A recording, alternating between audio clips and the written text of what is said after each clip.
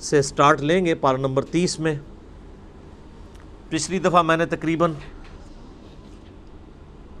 30-35 minute میں پارہ number 30 کے آغاز کے شروع میں اس پارے کے اعتبار سے ٹیکنیکل ڈسکشن کی تھی، آج ریپیٹ کرنے کی ضرورت نہیں ہے۔ بہرحال اس گفتگو کا مرکزی ٹاپک یہی تھا کہ یہ جو پارہ نمبر 30 ہے اس میں جو صورتیں ہیں یہ انذار بالآخرہ ان کا ٹاپک ہے، یعنی آخرت کے دن کی جواب دہی۔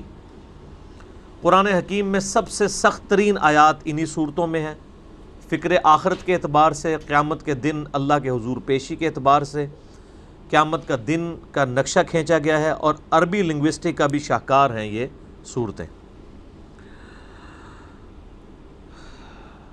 آج انشاءاللہ سورۃ النازعات سے آغاز کریں گے۔ ظاہر ہے یہ ساری مکی صورتیں ہی ہیں۔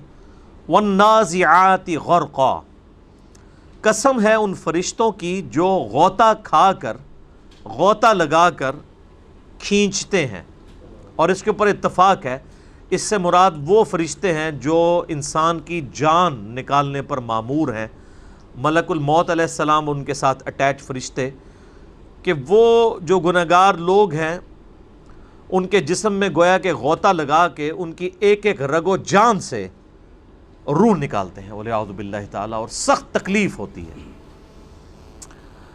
یہ ایک ٹاپک ہی الگ ہے، اس پہ گھنٹوں بولا جا سکتا ہے، چونکہ میں آلریڈی اس کے اوپر 2 لیکچرز ڈیٹیل ریکارڈ کروا چکا ہوں۔ مسئلہ نمبر 117A اور 117B۔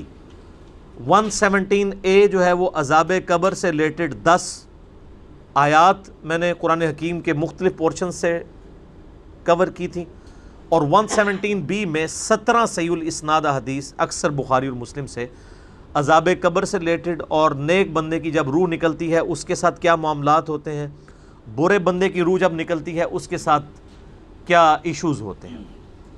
اس حوالے سے ڈیٹیلز احادیث آپ کو سنن نبی داؤد کے اندر اور سنن نسائی کے اندر ملیں گی، کہ جب ایک نیک بندے کی روح نکالنے کا وقت آتا ہے تو فرشتے کس فارم میں اس کے سامنے آتے ہیں، اس کو کس پروٹوکول کے ساتھ اللہ کے حضور پیش کرتے ہیں، وہ خود آمادہ ہو جاتا ہے اس بات پہ کہ اس کی روح نکالی جائے۔ صحیح بخاری میں حدیث ہے، بڑی لمبی حدیث ہے، اس کا ایک پورشن اللہ تعالیٰ فرماتا ہے کہ مجھے کسی کام میں تردد نہیں ہوتا، ریلیکٹنٹ میں نہیں ہوتا، ہچکچاہٹ مجھے نہیں آتی کوئی کام کرتے ہوئے، سوائے ایک کام کے کہ جب مجھے اپنے کسی نیک بندے کو موت دینی ہوتی ہے، وہ زندگی کو پسند کر رہا ہوتا ہے اور میں اسے اپنے پاس لانا چاہتا ہوں۔ ظاہر ہے دنیا میں کوئی انسان نہیں ہے جسے زندگی محبوب نہ ہو، اگر زندگی محبوب نہ ہو تو زندہ رہنے کی تڑپ ہی ختم ہو جائے۔ تو صحیح بخاری کی اس حدیث کے الفاظ ہیں کہ میں بھی ہچکچاہٹ محسوس کرتا ہوں کہ میرا بندہ موت کو پسند نہیں کرتا اور میں اسے موت دینا چاہتا ہوں۔ تو اسی کی ڈیٹیلز آپ کو سنن نبی داؤد میں اور سنن نسائی میں ملیں گی کہ فرشتے بڑی اچھی شکل میں نیک بندے کے پاس آتے ہیں، اس کے یعنی یہاں پر ریشمی رومال لا کے رکھا جاتا ہے، پورے پروٹوکول کے ساتھ فرشتے اسے آخرت کی طرف ابھارتے ہیں کہ تمہارا رب تمہارے انتظار میں، حتیٰ کہ وہ خود پھر خواہش کرتا ہے کہ میری روح نکالی جائے۔ یا ایتھا النفس المطمئنہ ارجعی الی ربک راضیۃ مرضیہ فادخلی فی عبادی وادخلی جنتی، اے اطمینان والی جان اپنے رب کی طرف لوٹ اس حال میں کہ تو اپنے رب سے راضی اور تیرا رب تجھ سے راضی، آ میرے نیک بندوں میں داخل ہو اور میری جنت میں آ جا۔ اور بالکل سائملٹینیس کنٹراسٹ انہی احادیث میں ابو داؤد اور نسائی کی آتا ہے کہ جو بدکار انسان ہے اس کی روح جب قبض کی جاتی ہے تو اس پہ بڑا یعنی برا وقت ہوتا ہے، اسی وقت اس کے اوپر نزع کا عالم طاری ہو جاتا ہے، تکلیف کا عالم شروع ہو جاتا ہے۔ تو ظاہر ہے کہ فرشتے اللہ کی طرف سے مامور ہیں روح نکالنے کے اوپر۔ تو پہلی آیت میں ان لوگوں کی روح نکالنے کا ذکر ہے کہ جو بدکار لوگ ہیں۔ وَالنَّازِعَاتِ غَرْقًا، قسم ہے ان فرشتوں کی جو غوطہ لگا کر کھینچ لیتے ہیں۔ وَالنَّاشِطَاتِ نَشْطًا، اور قسم ہے ان کی جو آسانی کے ساتھ بند کھول دیتے ہیں، یعنی نیک بندے کی روح اس طرح نکلتی ہے جیسے مکھن میں سے بال نکل جاتا ہے، جیسے مشکیزے کی کسی نے گرہ کھول دی، بڑی آسانی کے ساتھ اس کی روح نکل جاتی ہے۔ والسابحات سبحا، اور قسم ہے ان فرشتوں کی جو تیزی سے تیرنے والے ہیں، یعنی وہ انسان کے اندر گھس کے اس کی روح کو نکالتے ہیں نا. والسابقات سبقا، اور قسم ہے ان فرشتوں کی جو سبقت لے جانے والے ہیں، اللہ تبارک و تعالی کے حکم کی پیروی میں سبقت لے جانے والے ہیں، یعنی فرشتے اللہ تعالیٰ کی طرف سے مامور ہیں اس کے حکم کی پیروی کرنے کے لیے، اور وہ ہر وقت تیار رہتے ہیں کہ ہمارے رب کی طرف سے ہمیں حکم آئے اور ہم اس حکم کی پیروی اختیار کریں. فالمدبرات امرا، اور پھر وہ ہر کام کا انتظام کرنے والے ہیں، یعنی اللہ تعالیٰ جو تدبیر مقرر کرتا ہے فرشتوں کے لیے، ان کو جو ڈیوٹیز اسائن کرتا ہے وہ کام کرتے ہیں. یہ دنیا میں جتنے کام ہو رہے ہیں نا، اللہ تعالیٰ نے ان کے اوپر فرشتے مامور کیے ہیں. بارش برسانے کے اوپر بھی فرشتے ہیں جو بادلوں کو ہانک کر لے کر آتے ہیں. لیکن کسی مسلمان کے ذہن میں بھی کبھی یہ وسوسہ نہیں آیا کہ ہم فرشتوں سے ریکویسٹ کریں کہ فرشتوں بارش برسا دو کہ گرمی کا موسم قریب آ رہا ہے. کبھی کسی نے کہا ہے؟ تو ڈیوٹی تو لگی ہوئی ہے. کہتے ہیں جی بزرگوں کی اللہ نے ڈیوٹیاں لگائی ہوئی ہیں. اور بھائی فرشتوں کی بھی اللہ نے ڈیوٹیاں لگائی ہوئی ہیں. تو بارش فرشتوں سے مانگتے ہو یا اللہ سے؟ اللہ سے. کیونکہ صحیح بخاری میں درجنوں احادیث ہیں کتاب الاستسقاء چیپٹر میں کہ نبی علیہ السلام نے بارش کے لیے باقاعدہ نماز اور دعا تعلیم فرمائی ہے، اللہ سے مانگنی ہے. تو لہٰذا کسی بزرگ کو، کسی فرشتے کو، کسی بڑے سے بڑی ہستی کو اللہ تعالیٰ نے کسی خدمت میں مامور بھی کیا ہو، تب بھی اس چیز کی متقاضی نہیں ہے کہ اس سے مدد مانگی جائے. مدد اللہ ہی سے مانگنی. اگر اللہ کے علاوہ کسی اور سے مدد مانگیں گے، خواہ وہ اللہ کے اذن کے ساتھ مانگیں، اللہ کا بندہ سمجھ کے مانگیں، غیر محدود سمجھ کے مانگیں، غیر مستقل بذات سمجھ کے جو مرضی اکویشنیں لگا کے مانگیں، وہ شرک کی کیٹیگری میں فال کر دے گا. ایاک نعبد و ایاک نستعین، اے اللہ ہم صرف تیری عبادت کرتے ہیں اور غائب میں مدد کے لیے، دعا کے لیے صرف تجھی کو پکارتے ہیں. یوم ترجف الراجفہ، جس روز تھر تھرائے گی تھر تھرانے والی، یعنی جب قیامت قائم ہوگی تو پوری زمین کام اٹھے گی. تتبعها الرادفہ، اور اس کے پیچھے ایک اور جھٹکا آئے گا. قلوب یومئذ واجفہ، اس دن کتنے ہی دل ایسے ہوں گے جو خوف سے کانپ رہے ہوں گے. ابصارها خاشعہ، ان کی آنکھیں ڈر کے مارے جھکی ہوئی ہوں گی. یہاں تو بڑے اکڑتے ہیں نا، وہ دیکھی جائے گی جی آگے. اللہ معاف کرنے والا ہے. کرتوت کر رہے ہیں اللہ کے دشمنوں والے اور معافی مانگ رہے ہیں اللہ سے، اور وہ بھی آخرت میں، دنیا میں نہیں. دنیا میں مانگی ہوتی تو مل ہی جاتی. اللہ تعالیٰ ماتا ہے آنکھیں ڈر سے جھکی ہوئی ہوں گی، کیونکہ پتہ ہوگا نا کیا کرتوت کیے میں. یقولون انا لمردودون فی الحافرہ، اور اس وقت وہ کہہ رہے ہوں گے کیا ہم، یعنی اس وقت دنیا میں ان کا یہ کلام ہے، کیا ہم پلٹائے جائیں گے الٹے پاؤں، یعنی مرنے کے بعد ہمیں دوبارہ زندہ کیا جائے گا. وہاں جب زندہ ہوں گے تو آنکھیں شرم سے جھکی ہوئی ہوں گی. اذا کنا عظاما نخرہ، جب ہم بوسیدہ ہڈیاں ہو جائیں گے تو ہمیں کیا دوبارہ اٹھایا جائے گا. قالوا تلک اذا کرۃ خاسرہ، تو وہ بولتے ہیں یہ واپسی تو پھر بڑے گھاٹے کی ہوگی. یعنی مراد یہ ہے کہ اگر واقعی مرنے کے بعد زندہ کیا جائے گا تو مارے گئے، تو لہٰذا ہم نے چونکہ مارے تو جانا نہیں ہے، تو یہ مرنے کے بعد جی اٹھنے والی بات ہی یہ فضول ہے، یہ ایسا کچھ نہیں ہونے والا. یعنی وہ کبوتر بلی کو تو غائب نہیں کر سکتا، اپنی آنکھیں تو بند کر سکتا ہے نا. تو انکار ہی کر دیا قیامت کا. یہ قیامت کا انکار عقیدے میں بھی ہوگا اور اعمال میں بھی. مسلمان تو عقیدے میں آخرت کا انکار نہیں کرتے، لیکن اعمال سے تو کر رہے ہیں. ان کے اعمال اس طرح کے گویا کہ انہوں نے مر کے اللہ کے حضور پیش ہی نہیں ہونا. اتنی بے فکری کی زندگی ہے.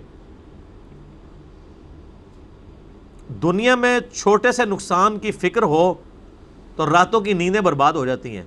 یہاں سال ہر سال گزر جاتے ہیں، کبھی اٹھ کے فجر کی نماز نہیں پڑھی، کسی کی رات کی نیند برباد نہیں ہوتی.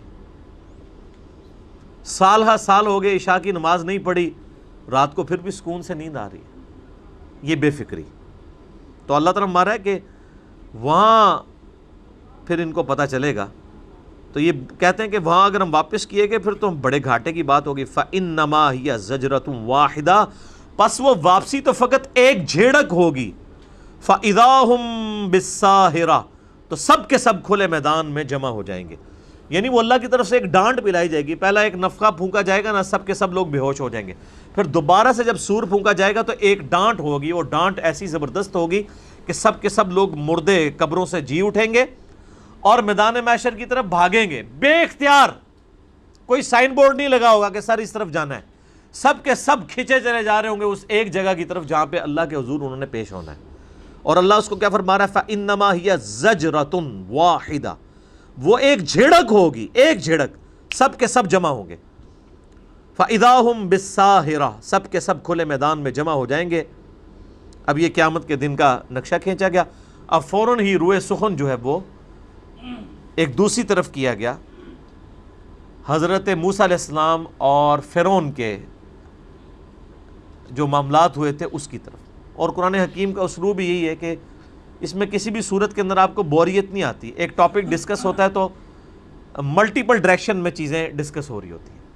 حل اتاک حدیث موسیٰ، اے نبی کیا آپ کے پاس موسیٰ علیہ السلام کی خبر پہنچی ہے؟ اذ ناداہ ربہ بالواد المقدس طویٰ، جبکہ انہیں ان کے رب نے طویٰ کی مقدس وادی میں پکارا تھا. یہ ڈیٹیل سے ذکر سورہ قصص میں، سورۃ الاعراف میں اور کئی صورتوں میں، بلکہ قرآن حکیم میں سب سے زیادہ ذکر ہی حضرت موسیٰ علیہ السلام کا ہے. جب یہ مدین سے واپس آ رہے تھے اپنی بیوی کے ساتھ تو ایک طویٰ نامی جنگل میں انہوں نے پڑاؤ کیا اور سخت سردیاں تھیں. تو اپنی بیوی سے کہا کہ تم یہاں پہ رکو، میں کوئی آگ کا انگارہ لے کے آتا ہوں تاکہ ہم بھی آگ جلا کے یہاں پہ آگ تاپ سکیں. پرانے زمانے میں تو ظاہر ہے اس طرح ماچس وغیرہ تو نہیں ہوتی تھی اور پتھروں کے ساتھ آگ جلانا ایک مشکل کام تھا. سب سے آسان ذریعہ یہ تھا کہ جہاں پہ آگ جل رہی ہو تو وہاں سے آگ کا کچھ حصہ لیا جائے. آج بھی گاؤں ایریا کے اندر لوگ آگ سلگانے کے لیے آپ دیکھیں تو وہ دوسروں سے مانگ کے لے آتے ہیں. کم از کم حکا سلگانے کے لیے تو لے ہی آتے ہیں، کوئلے لے آتے ہیں. تو انہوں نے دور سے ایک درخت میں سے آگ نکلتی ہوئی دیکھی جو سورہ قصص میں اور سورہ اعراف اور باقی صورتوں میں ڈیٹیل آتی ہے. وہ آگ نہیں تھی، وہ آگ معلوم ہو رہی تھی. تو جب وہ اس کے قریب گئے تو پھر اللہ تعالیٰ نے ان کے ساتھ کلام کیا اس طویٰ کی مقدس وادی میں. اذهب الى فرعون، جاؤ فرعون کی طرف، انہ طغیٰ، وہ بہت سرکش بن چکا ہے. یعنی حضرت موسیٰ علیہ السلام کی عمر مبارک اس وقت 40 سال تھی. پیدائشی طور پہ تو پیغمبر تھے لیکن رسالت کے لیے مبعوث اس وقت ہوئے. فَقُلْ هَلْ لَكَ إِلَىٰ أَن تَزَكَّىٰ، پس جا کے فرعون سے پوچھنا کیا تیری خواہش ہے کہ تو پاک ہو جائے. وَأَهْدِيَكَ إِلَىٰ رَبِّكَ فَتَخْشَىٰ، اور کیا تو چاہتا ہے کہ میں تیری رہبری کروں، تیری ہدایت کروں تیرے رب کی طرف. تو سرکش ہو چکا ہے تو میرے ریپریزنٹیٹو بن کے موسیٰ علیہ السلام کو اللہ تعالیٰ نے فرمایا تم میرے ریپریزنٹیٹو نمائندہ بن کے فرعون کے پاس جاؤ اور اسے کہو کہ اگر تمہیں کوئی خوف ہے تو میں تمہیں ہدایت کا راستہ دکھاؤں، تم کس گمراہی کے اندر پڑے ہو. فَأَرَاهُ الْآيَةَ الْكُبْرَىٰ، پس انہوں نے جا کر ان کو بڑی نشانیاں دکھائیں. 2 بڑی نشانیاں سورہ اعراف میں آئی ہیں جو بڑی نشانیاں تھیں 2. ایک تو اللہ تعالیٰ نے ان کے ہاتھ میں جو عصا تھا وہ پھینکتے تھے وہ اژدہا بن جاتا تھا.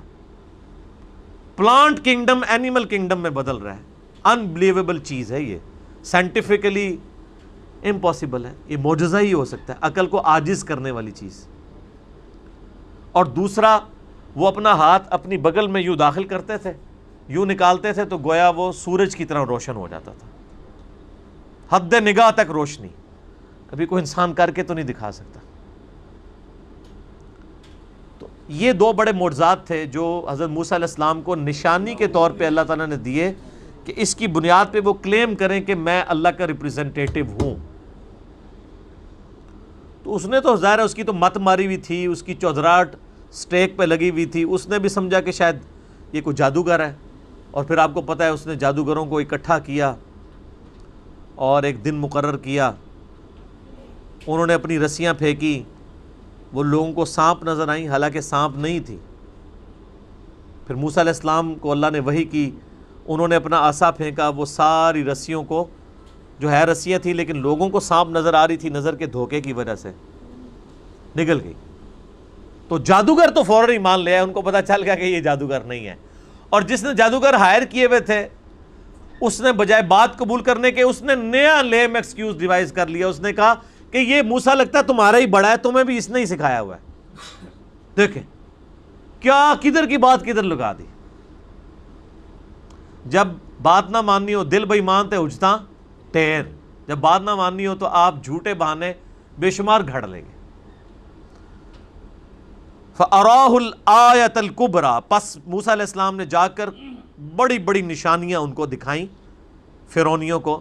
فَكَذَّبَ وَعَصَىٰ، لیکن اس نے جھٹلایا اور نافرمانی کی روش اختیار کر لی۔ ثُمَّ أَدْبَرَ يَسْعَىٰ، پھر وہ روگرداں ہو کر فتنہ انگیزی میں کوشاں ہو گیا، بجائے بات ماننے کے الٹا موسیٰ علیہ السلام کے قتل کے فتوے جاری کرنے شروع کر دیے۔ فحشر فنادا، پھر اس نے ساری اپنی جو سلطنت کے لوگ تھے ان کو جمع کیا۔ فقال انا ربکم الاعلی، اور کہنے لگا میں ہوں سب سے بڑا تمہارا رب۔ نعوذ باللہ من ذالک۔ اچھا یہ جو وہ رب کا دعویٰ کرتا تھا نا، وہ کریٹر آف یونیورس ہونے کا دعویٰ نہیں کر رہا تھا۔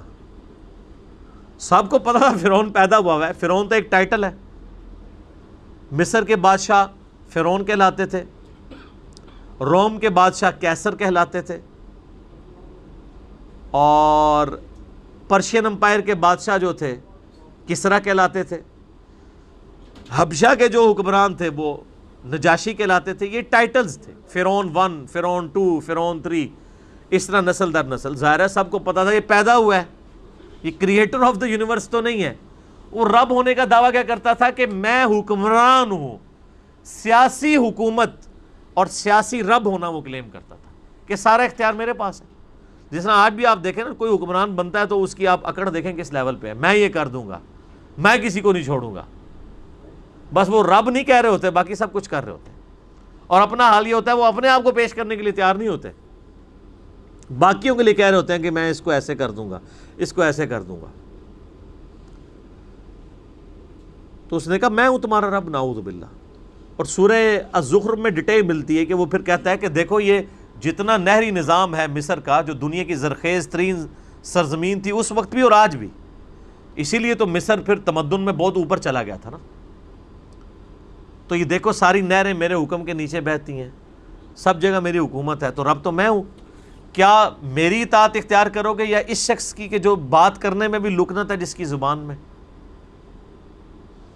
بولے اعوذ باللہ تعالی۔ پھر اللہ تو اللہ ہے نا جی، اللہ وہ ہے کہ جو ایک ایسے شخص کو جس کی زبان میں بھی لکنت ہے، اس سے 300 سال کی فرعونیوں کی حکومت الٹوا دیتا ہے، نہتا شخص سیدنا موسیٰ علیہ السلام، کیونکہ پیچھے اللہ ہے نا۔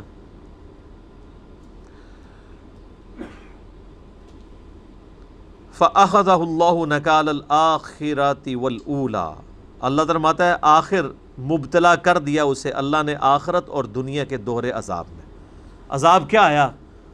سمندر میں غرق کر دیا گیا، اپنی قوم کے سمیت بنی اسرائیل کو اللہ تعالیٰ نے نجات دے دی۔ إِنَّ فِي ذَلِكَ لَعِبْرَةً لِمَن يَخْشَىٰ، بے شک اس واقعے میں عبرت ہے اس کے لیے جو اللہ سے ڈرتا ہے۔ ہائے ہائے ہائے ہائے ہائے، یہ بڑی کانٹے کی بات ہے۔ وہ جو ہدی للمتقین آپ پوچھ رہے تھے اس کی تشریح آئی ہے۔ اللہ فرماتا ہے قرآن سے اس نے عبرت پکڑنی ہے جو ڈر جائے۔ سٹارٹ میں بھی ہے ہدی للمتقین، قرآن ہدایت تو سب کے لیے، ہدی للناس آیا ہے قرآن میں، ہدایت تو ہر انسان کے لیے ہے، لیکن وہ انسان ہدایت حاصل کرے گا جو ہدی للمتقین ہوگا۔ اور ہدی للمتقین کا مطلب کیا؟ ڈر جانے والا، جس نے زندگی میں ایک دفعہ بھی سیریسلی یہ چیز سوچی کہ مجھے میری مرضی کے بغیر جس نے پیدا کیا وہ میرے ساتھ کچھ بھی کر سکتا ہے، مجھے مرنے سے پہلے پہلے اسے راضی کرنا ہے، اس کے دل میں ڈر پیدا ہوگا نا۔ انسان کی زندگی میں سب سے بڑا ڈر یہی ہے کہ میں کدھر سے آیا ہوں، مجھے کس نے پیدا کیا ہے، میرا اوریجن کیا ہے، میرے ساتھ آخر میں کیا ہونا ہے۔ اسی پرپز آف لائف کو جو لوگ تلاش کرتے ہیں وہ گاڈ تک پہنچ جاتے ہیں. انہی کے لیے کہا گیا ہدی للمتقین. قرآن میں ہدایت ہے ڈر جانے والوں کے لیے, جو ایک دفعہ سیریسلی سوچ لیں کہ یار ہمیں کسی نے پیدا کیا ہے, ہم اپنی مرضی سے پیدا نہیں ہوئے, اور جس نے پیدا کیا وہ ہمارے ساتھ کچھ بھی کر لے ہمیں کوئی بچا نہیں سکتا, تو ہم کیوں نہ اس کی اطاعت اختیار کر لیں. اور یہاں پہ بھی آیا ہے, اللہ فرماتا ہے قرآن میں عبرت اور ہدایت اس کے لیے لمن یخشا, جو ڈر جائے. جو نہ ڈرے اس کے لیے قرآن میں کوئی ہدایت نہیں ہے. فذکر بالقرآن من یخاف وعید, اے نبی قرآن سے اسے ڈر سنائیے جو اللہ کی دھمکی سے ڈرتا ہے. اچھا, اللہ بھی کہہ رہا ہے کہ جو ڈرتا نہیں ہے نا اسے ہدایت کو نہیں ملنی. اس کا مطلب ہے قرآن نے آپ کو کان سے پکڑ کے ہدایت نہیں دینی ہے, قرآن نے صرف دعوت دینی ہے. اگر آپ ہدایت قبول کرنے کے لیے تیار نہیں ہیں تو دنیا کے سارے پیغمبر مل کے, دنیا کی ساری کتابیں الہامی مل کے آپ کو ہدایت نہیں دے سکتی. دیکھ لو آپ کتنے طاقتور ہیں, اگر آپ گمراہی پہ اتر آئے سارے پیغمبر مل کے آپ کو ہدایت نہیں دے سکتے, ساری کتابیں مل کے نہیں دے سکتی. اللہ تو ویسے ہی نہیں دے گا. کیوں؟ اس لیے کہ ہدایت اس کائنات کی سب سے قیمتی چیز ہے. جو قیمتی چیز کی قدر نہ کرے اس کو اللہ ہدایت نہیں دیتا, اور جو قدر کر لے وہ چاہے بلال حبشی ہو اس کو ہدایت مل جائے گی, اور اس کے آقا کو امیہ ابن خلف کو نہیں ملے گی. اور جو ہدایت کا طلبگار ہو چاہے وہ ایک غلام زادہ عمار ابن یاسر ہی کیوں نہ ہو, اس کو ہدایت مل جائے گی, لیکن اس کے آقا ابو جہل کو, جسے ابو الحکم کہا جاتا ہے, حکمت کا باپ, سب سے جینیس بندہ عرب کا, اسے بات نہیں سمجھ آئی, اس کے غلام کو, یاسر کو بھی اور سمیہ کو بھی, اور ان کے بچے عمار کو بھی سمجھ آ گئی. اسی لیے قرآن حکیم میں جب یہودیوں کے بارے میں آتا ہے وہ کہتے ہیں ہمارے دلوں پہ تو غلاف چڑھے ہیں, نبی تمہاری بات ہم پہ اثر نہیں کرتی. تو فخریہ کہتے تھے, تو اللہ تعالیٰ مانتا ہے نہیں, تم پہ اللہ کی لعنت ہوئی ہوئی ہے, کیونکہ نبی کا کیا نقصان کر رہے ہو بات نہ مان کے, خود ہی دوزخ میں جاؤ گے. یہاں پہ بھی ہم لوگوں کو کہتے ہیں نا, او جی آپ جو مرضی قرآن حدیث سے بیان کریں, ہم اپنے بزرگوں کے راستے سے نہیں ہٹیں گے, اور یہ فخریہ بیان کر رہے ہوتے ہیں جبکہ ان کے اوپر لعنت پڑی ہوئی ہوتی ہے. اور اگر آپ کا دعویٰ ہے کہ آپ کے بزرگوں کا طریقہ وہی ہے جو قرآن و سنت کا ہے, پھر تو قرآن و سنت سے آپ کو چڑ ہی نہیں ہونی چاہیے. قرآن و سنت سے چڑ انہی کو ہی ہوتی ہے جن کو پتہ ہے کہ قرآن کی آیت کچھ اور کہہ رہی ہے, ہمارے بزرگ کچھ اور بتا کے گئے ہیں, حدیثیں کچھ اور کہہ رہی ہیں, ہمیں ہمارے بزرگوں نے کچھ اور بتایا, تو کہتے ہیں بات ہی نہیں سننی. کہتے ہیں نا علی کے لیکچر نہیں سننے, اس لیے کہ ان کو پتہ ہے کہ اس نے وہ بات بتانی ہے جو کتابوں میں لکھی ہے, اور جب وہ سنیں گے تو کہیں گے ہمارے تو بزرگ ہمارے ساتھ فراڈ کر کے گئے ہیں, تو فوراً ہدایت کا راستہ کھل جائے گا. اللہ کے فضل سے اس پلیٹ فارم سے کبھی یہ بات نہیں ہوئی کہ فلاں کو نہیں سننا. میں کہتا ہوں دنیا کے ہر گمراہ کو سنیں, تاکہ آپ کو پتہ چلے کہ گمراہی اور ہدایت میں فرق کیا ہے. اگر اسلام سچا مذہب ہے اور اسلام کے ماننے والے کوئی اپنے آپ کو اچھے سمجھتے ہیں کہ ہم اچھے مکتب فکر, ہمیں جنتی گروہ ہمارا ہے, تو ان کو تو فخر یہ کہنا چاہیے کہ جناب قرآن کھول کے کوئی صفحہ پڑھیں, ہماری ہر بات قرآن سے ثابت ہوگی. اس کی بجائے اگر وہ یہ کہہ رہے ہوں قرآن ڈائریکٹ نہیں پڑھنا آپ گمراہ ہو جائیں گے, تو اس کا مطلب کیا ہے؟ تو دنیا میں ہی سر فیصلہ ہو گیا ہوا ہے کون ہدایت پہ ہے کون گمراہی پہ ہے. البتہ وہ آپ اگر آنکھیں کھولیں گے تو آپ کو پتہ چلے گا. اگر آپ کبوتر کی طرح آنکھیں بند کر کے سمجھ رہے ہیں کہ بلی غائب ہو جائے گی, سر بلی نہیں غائب ہوگی, تھوڑی دیر بعد آپ کی گیچی مروڑ لے گی, موت کا فرشتہ تیار کھڑا ہے. تو اس لیے اپنے آپ کو دھوکہ نہ دیں. یہ قیامت کی, اس میں قیامت مضمر ہے جی. ان فی ذلک لعبرۃ لمن یخشی, قرآن میں عبرت اس کے لیے ہے جو ڈرے, جو نہیں ڈرتا کچھ نہیں. اور ایک بات یاد رکھیے گا, جو نہیں ڈرتا اسے تبلیغ کرنا بھی حرام ہے. جی ہم تو کہتے ہیں نہیں اس کو سمجھا کے ہی چھوڑیں گے. اس بات کے اوپر تو اللہ تعالیٰ نے نبی علیہ السلام کو کئی جگہ پہ گرفت فرمائی ہے کہ آپ کیوں اس طرح کرتے ہیں. سَيَذَّكَّرُ مَن يَخْشَىٰ, اے نبی نصیحت اسے کریں جو ڈرتا ہو.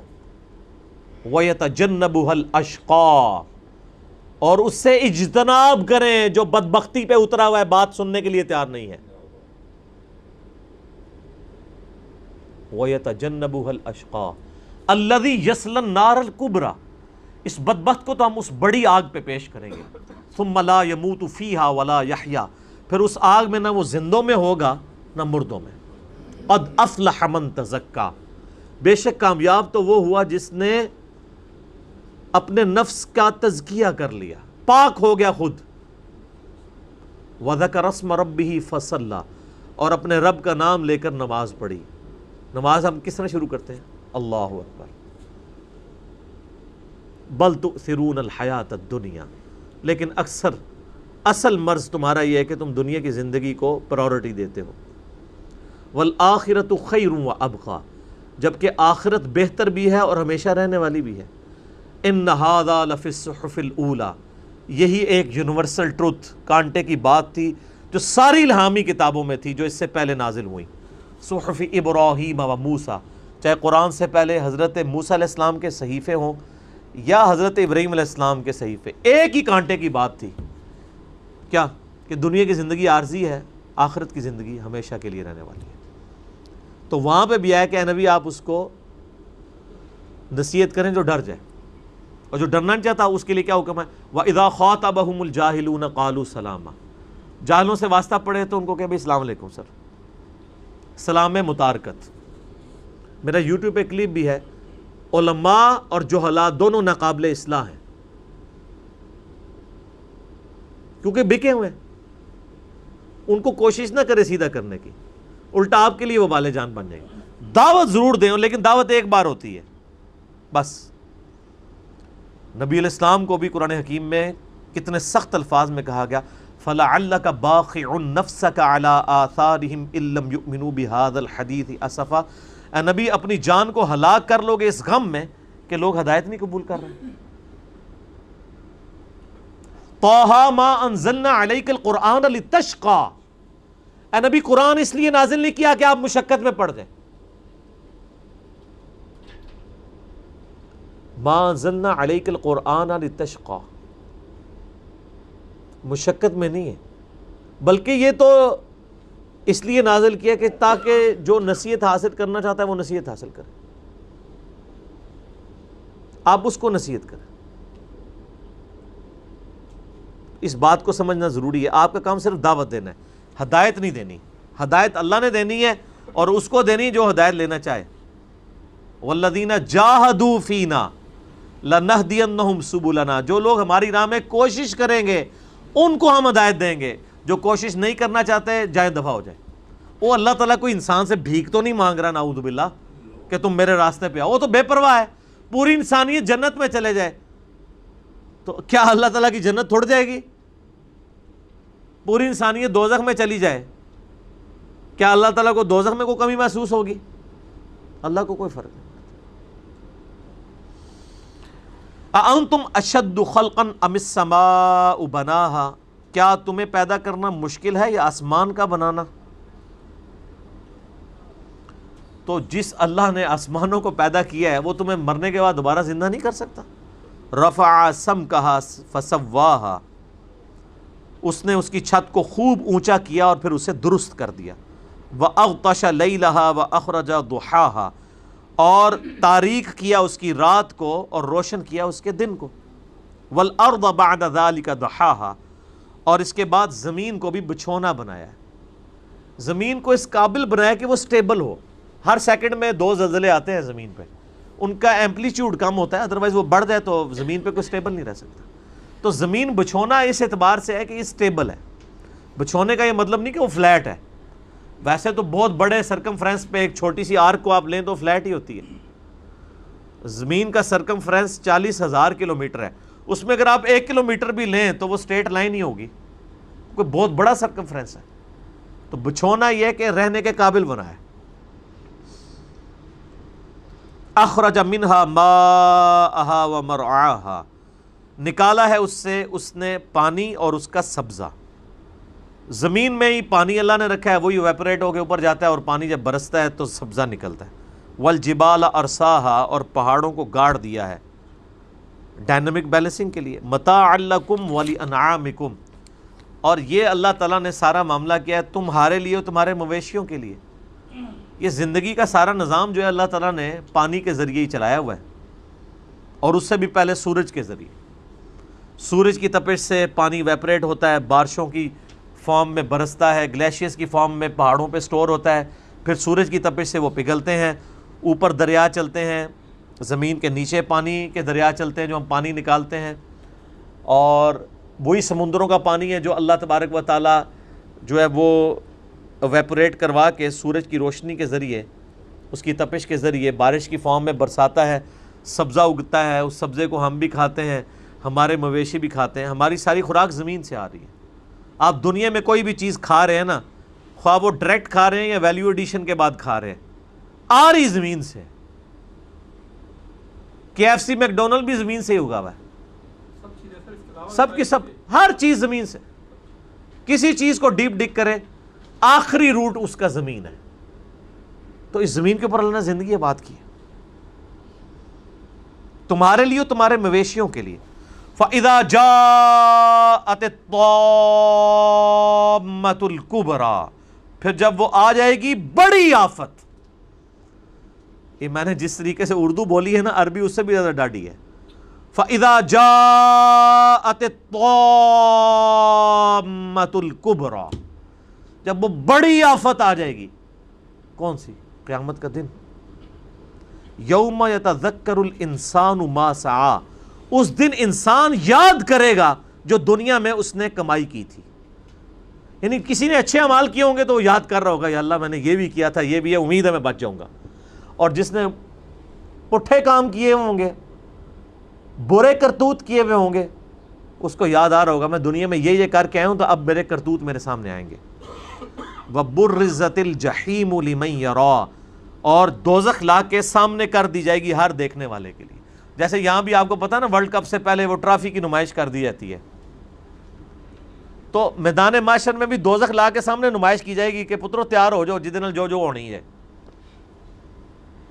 تو ظاہر ہے آپ سمجھ سکتے ہیں کہ اس وقت جنہوں نے دنیا میں برے اعمال کیے ہیں وہ تو خود ہی اپنے اوپر گواہ ہو جائیں گے کہ یہ ٹرافی انہی کو ملنے والی ہے.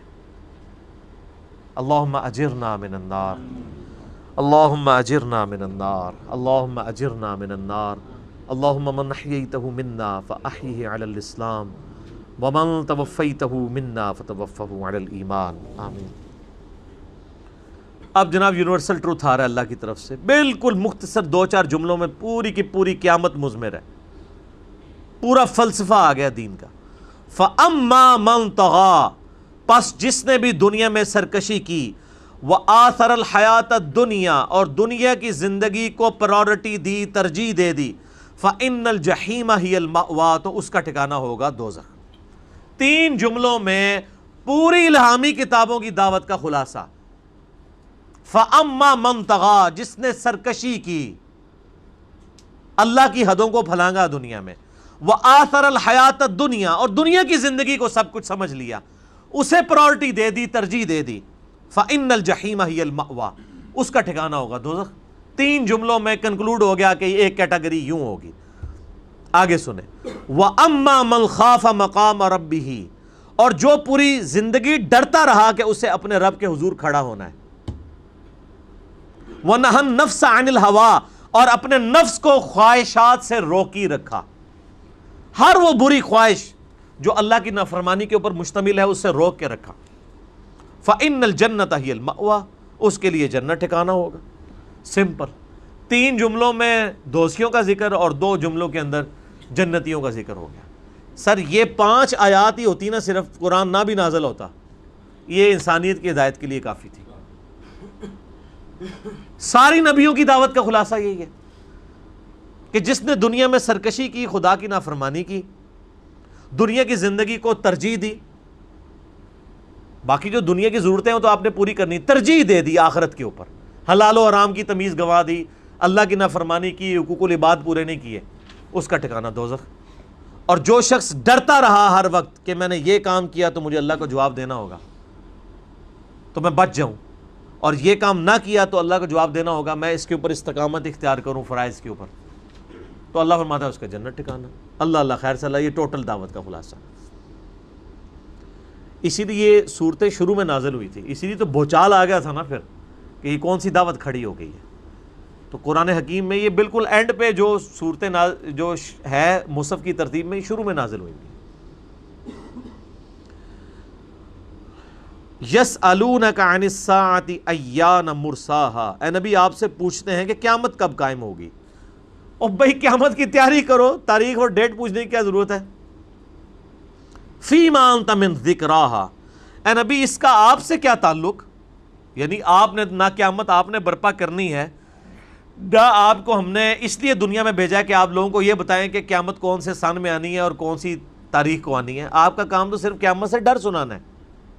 الی ربک منتہاہا، یہ تو آپ کے رب کے پاس ہے. وَيَقُولُونَ مَتَىٰ هَٰذَا الْوَعْدُ إِن كُنتُمْ صَادِقِينَ، سورہ ملک میں آتا نا، یہ پوچھتے ہیں کہ وہ وعدے کا دن کب آئے گا، اگر سچے ہو تو بتاؤ. تو قُلْ إِنَّمَا الْعِلْمُ عِندَ اللَّهِ وَإِنَّمَا أَنَا نَذِيرٌ مُّبِينٌ. اے نبی فرماؤ قیامت کا علم تو اللہ کے پاس ہے، میں تو صرف ڈر سنانے کے لیے آیا ہوں. اِلَىٰ رَبِّكَ مُنتَهَاهَا، اس کی انتہا تو آپ کے رب کی طرف ہے، وہ جب چاہے گا آئے گی. میرے پاس تو کوئی انما انت منذر من یخشاها، میں تو صرف خبردار کرنے والا ہوں اس شخص کو جو ڈر جائے قیامت سے. پھر وہی الفاظ آگے، یعنی نبی کی ہدایت کا فائدہ کسے ہے؟ جو ڈر جائے. جو نہ ڈرے کوئی فائدہ نہیں. سر آپ نے برتن ہی الٹا کیا ہوا ہے، پیغمبر مشکیزہ کیا پورا سمندر بھی الٹ دے اس میں تو نہیں جائے گا. ہدایت اس کے لیے جو اپنا برتن سیدھا کرے. یہ ہے ہدی للمتقین. ہدی للمتقین ایک عام شخص بھی ہو سکتا ہے، اور بڑے سے بڑا نیکوکار دنیا کی نظر میں داڑھی پگڑی والا اپنے لبادے سے دھوکہ دینے والا شخص ہدی للمتقین نہیں ہو سکتا. اس نے دین کو پروفیشن سمجھا ہوا ہے. جس طرح آپ کپڑا بیچتے ہیں وہ دین بیچ رہے ہیں. آپ نے جوتیوں کی دکان کھولی ہے، اس نے مدرسہ کھولا ہوا ہے. یہ لادہ بات ہے کہ آپ کا مہینے کا خرچہ نہیں پورا ہوتا، وہ روزانہ چھوٹا گوشت کھاتا ہے، کیونکہ آپ بکرے جا کے دیتے ہیں. آپ پورا مہینہ جو محنت کرتے ہیں آپ جا کے ایک کالا بکرا ادھر دے دیتے ہیں، وہ کھا رہا ہوتا ہے. اور پھر بھی دین آپ کو ٹیمپرڈ فارم میں پیش کر رہا ہوتا ہے، اور پھر آپ کو ممبر پہ چڑھ کے یہ بھی کہہ رہا ہوتا ہے قرآن حدیث ڈائریکٹ نہ پڑھنا، گمراہ ہو جاؤ گے. ان چیزوں کی تنخواہیں آپ ان لوگوں کو دے رہے ہیں. وہ پنجابی میں جو محاورہ ہے نا، کتی چورن نہ رلی ہے. کتا کیوں پالا جاتا ہے؟ گھر کی حفاظت کے لیے، اسی لیے پالا جاتا ہے. اور اگر کتے چوروں کو بتائے کہ قیمتی مال فہاں رکھا ہوا، تو اس کو پنجابی میں کہا جاتا ہے کتی چورن نہ رلی ہے. اور آپ کو حیرانگی ہوگی کہ علماء سو کے لیے قرآن میں کتے کی مثال ہی آئی ہے. سورہ اعراف کی آیت نمبر 175 میں بلعام بن باورا کو کہا کتے کی طرح زبان ہانپتا رہتا ہے، اس کی رالیں ٹپکتی ہیں، خواہ اس پہ بوجھ ڈالا جائے یا نہ ڈالا جائے. اور صرف قرآن میں نہیں، سنن نبی داؤد میں نبی علیہ السلام نے فرمایا کہ میری امت میں ایسے گروہ پیدا ہوں گے، ان میں بدعتیں اس طرح راسخ ہو جائیں گی جیسے باولا کتا کسی کو کاٹ جائے اور اس کے ایک ایک رگ و ریشے میں بدعت داخل ہو جائے میری امت. تو یہ باولا کتا کون سا کاٹتا ہے کہ جس کی وجہ سے انسان کے رگ و ریشے میں گمراہی داخل ہو جاتی ہے؟ کوئی اسکواش کا پلیئر تو نہیں ہوتا، کوئی کرکٹ کا پلیئر تو نہیں ہوتا، مولوی ہوتا ہے نا. بدعت مولوی داخل کرتا ہے نا. تو نبی علیہ السلام نے بھی کتے کی مثال بیان کی، قرآن میں بھی کتے کی مثال. اسے نصیحت کرنے والے ہیں جو ڈر جائے. کأنہم یوم یرونہا، جب وہ قیامت کو اس دن دیکھیں گے تو کیا حال ہوگا. لم یلبثوا الا عشیۃ او ضحاہا، انہیں یوں محسوس ہوگا دنیا میں وہ نہیں ٹھہرے تھے مگر ایک شام یا ایک صبح. ان کو لگے گا کہ دنیا کی زندگی تو بس ایک دن کی تھی، اصل زندگی یہ تو قیامت کا دن ہی جب 50,000 سال کا دن ہے، اور ایوریج لائف اگر کسی کی 60 سال ہو تو وہ 3.5 منٹ کی زندگی بنتی ہے آخرت کے دن کے مقابلے پہ. تو قیامت کے دن انسان کہے گا شاید میں دنیا میں تو ایک دن یا ایک رات رہا ہوں. اس سے بھی بڑھ کے صحیح مسلم میں جو نقشہ کشی کھینچی گئی ہے نا، نبی علیہ السلام فرماتے ہیں قیامت والے دن اللہ تعالیٰ ایک مفلس اور نادار شخص کو بلائے گا جس نے دنیا میں بڑی مشکل کی زندگی گزاری ہوگی لیکن اللہ کا تابع فرمان رہا ہوگا.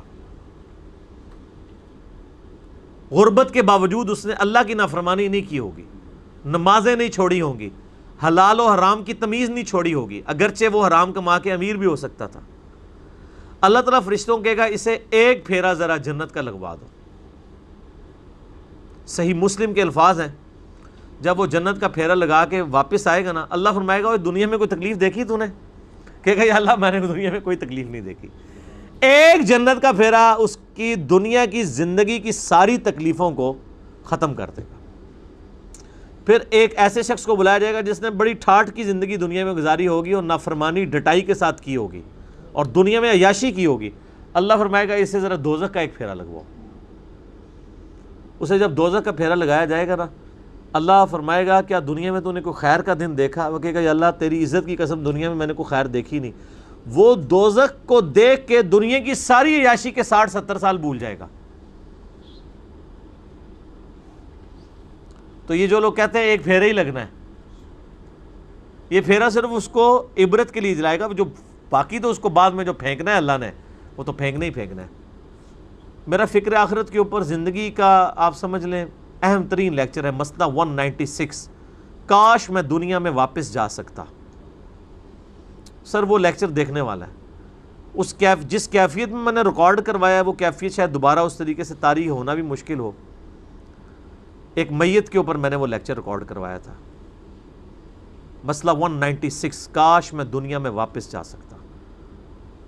ایک دفعہ ضرور زندگی میں ٹائم نکال کے وہ ویڈیو دیکھیں. تو آخرت میں جا کے انسان کو یہ لگنا ہے میں نے دنیا میں تو بڑا تھوڑا وقت گزارا ہے, اصل زندگی تو آخرت کی زندگی تھی. اب میرے بھائیو اگلی سورت ہے سورہ عبس.